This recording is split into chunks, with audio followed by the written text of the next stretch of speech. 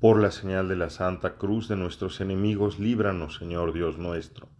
En el nombre del Padre, y del Hijo, y del Espíritu Santo. Amén. Señor mío y Dios mío,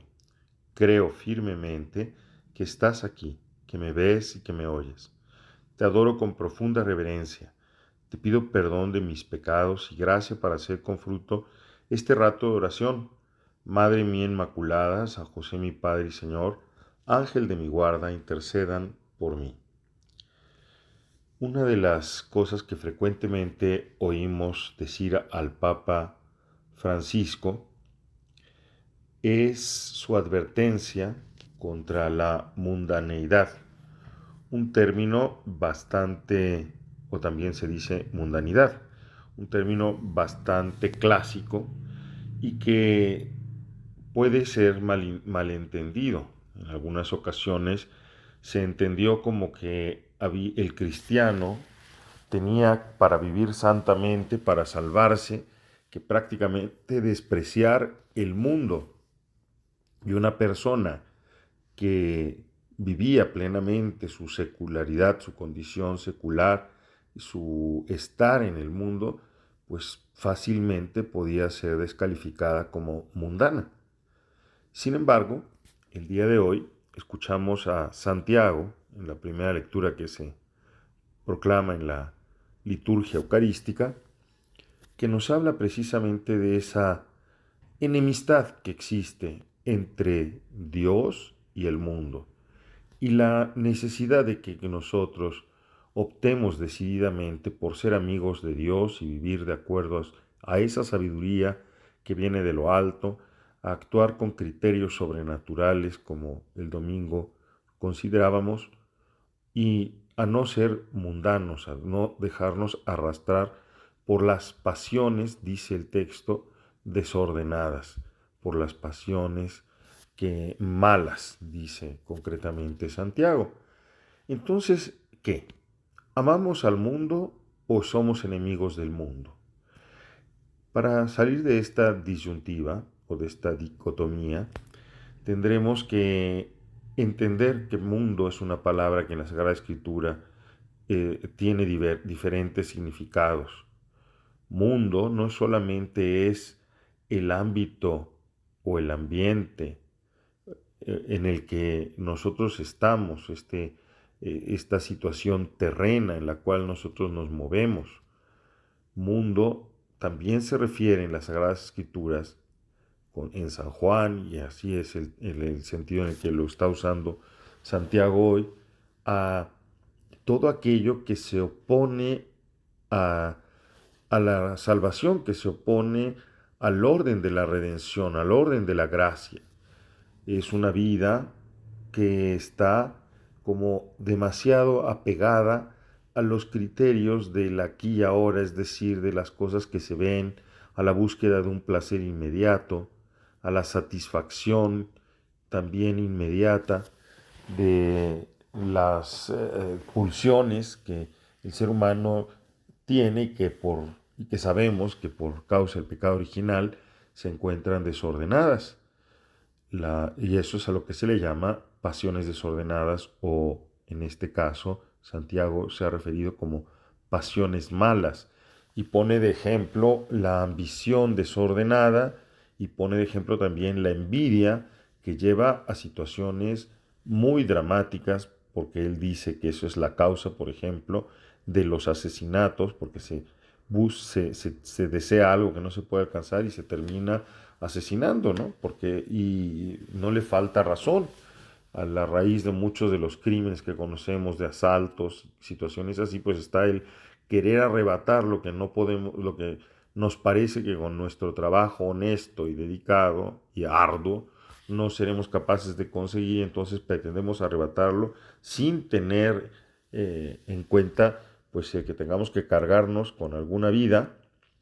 de manera concreta o cometer abusos, que siempre es la misma situación. Yo quiero tener mi casa propia y entonces no me importa pasar por delante de los derechos de los legítimos herederos, por ejemplo, para quedarme con una casa que en realidad no me pertenece. Y como eso, tantas otras situaciones en los negocios,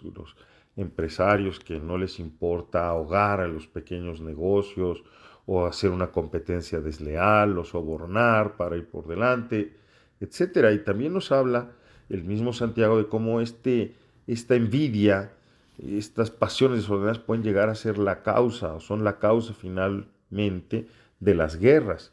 Y es también bastante evidente. Ahora tenemos allí el problema, por ejemplo, de Rusia con Ucrania, y en el fondo de las cosas está el interés de Rusia de empoderarse de la zona y del territorio más rico de Ucrania, que es la zona minera, y que es también una manera de expandir su territorio haciendo alianzas con algunos poderes constituidos en esa zona, de tal suerte que, una vez más, vemos cómo la palabra sagrada tiene razón. Vamos a recordar también que mundo se usa en otro sentido y se refiere al ámbito de las realidades temporales que tienen sus propias leyes, que tienen su propia autonomía, y que es el espacio que corresponde especialmente a los fieles cristianos laicos evangelizar y transformar según la palabra del Evangelio, la doctrina de Jesucristo. Y entonces los cristianos somos en realidad muy amigos del mundo, del siglo, en este último sentido,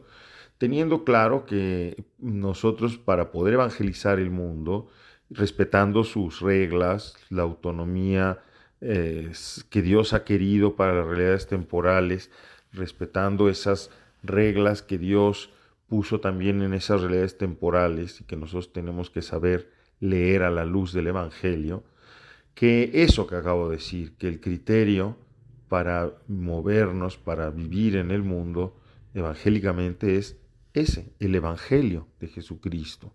Y entonces, nada de cristianos que se sienten ajenos al mundo y que son buenitos, pero que no se involucran con las realidades temporales, con las realidades materiales concretas, para vivificarlas con la savia buena del Evangelio.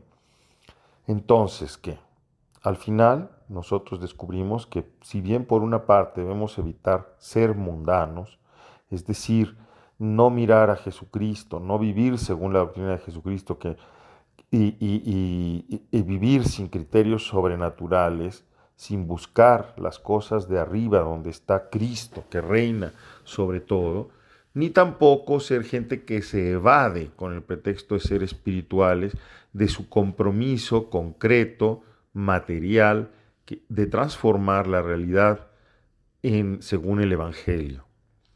Este sano equilibrio es el que se nos pide a los fieles cristianos, de manera especial a los fieles cristianos laicos, porque a ellos les corresponde, por vocación específica, esa transformación del mundo, esa elevación del mundo, cuando ejercen el alma sacerdotal, cuando viven íntimamente unidos a Jesucristo por la oración, por los sacramentos, cuando tienen formación y dedican tiempo, como nos dice hoy el Evangelio, como Jesús al ir atravesando la Galilea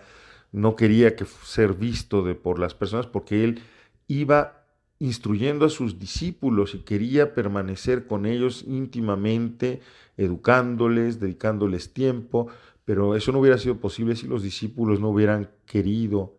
dedicar también ellos ese tiempo. Por eso es que para nosotros que tenemos que transformar el mundo, para nosotros que queremos vivir de acuerdo al Evangelio, allí donde Dios nos ha puesto, es muy importante la formación, dedicar tiempo para ser instruidos por el Señor a través de la iglesia y que de esa manera no caigamos en la otra tentación, la de ser mundanos, la de terminar considerando que la única realidad verdadera es es esta de aquí abajo, es esta donde nosotros, sin tener en cuenta la savia nueva del Evangelio, la luz del Evangelio, vivimos cediendo a criterios del todo pecaminosos muchas veces, porque finalmente son criterios que son guiados por las pasiones